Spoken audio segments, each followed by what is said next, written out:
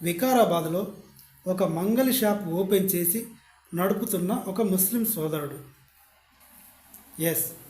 ఒక ముస్లిం సోదరుడు మంగళ షాప్ ఓపెన్ చేసి గడ్డాలు, షేవింగ్లు, ఈ హెయిర్ కట్లు చేస్తున్నాడు.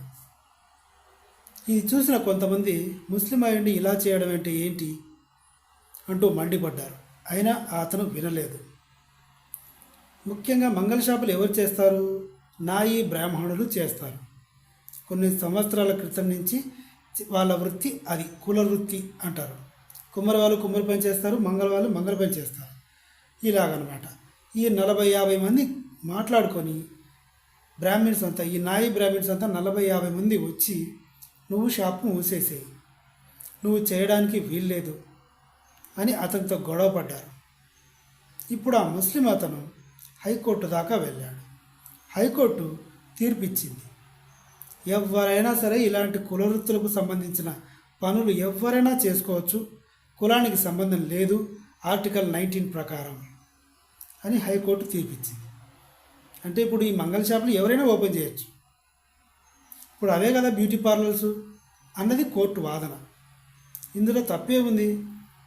మీరు నాయి బ్రాహ్మణ్స్, మీకు కుల వృత్తి, మీరు చేసుకోండి. అతనికి ఈ వృత్తి నచ్చింది, అతని వృత్తిలో ఇది ఎలా చేయాలి అన్నది నేర్చుకున్నాడు, అతనికి పెట్టుకునే స్వతంత్రం ఉంది అని హైకోర్టు చెప్పింది. నాకైతే ఇది నచ్చల. ఎందుకో నాకు నచ్చలేదు. నాయి బ్రాహ్మిన్స్ ఇది తప్ప వేరే ఏది చేయని వాళ్ళు చాలామంది ఉన్నారు. ఇదే వాళ్ళ కులవృత్తి, వాళ్ళు దాన్నే పవిత్రంగా భావించి వాళ్ళ పనినే వాళ్ళు ప్రేమించి చేసుకుంటున్న వృత్తి ఇది. వాళ్ళు వడ్డీల వ్యాపారాలు చేసి పెద్ద పెద్ద గోల్డ్ షాపులు, కార్ల షోరూములు పెట్టి పెద్ద పెద్ద కాంట్రాక్టర్లు తీసుకున్నట్టుగా చరిత్రలో లేదు. వాళ్ళు మంగళ పనే చేస్తూ వచ్చారు, ఇప్పుడు కూడా అది చేస్తున్నారు చాలామంది. ఒకవేళ ఎవరైనా ఉన్నారేమో, కొంతమంది ఎవరైనా పెద్ద పెద్ద కోటీశ్వర్లు ఉన్నారేమో తెలియదు, కానీ నాకు వీళ్ళకి కూడా మనసు ఉంటుంది, వీళ్ళకు కూడా కొంచెం మనోభావాలు ఉంటాయి. అది దెబ్బతీసినట్టు అయింది కదా ఒక ముస్లిం వచ్చి మంగళ షాప్ పెడితే.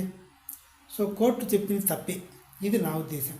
మీ ఉద్దేశం ఏదైనా ఉంటే తగలబెట్టండి. Thank you.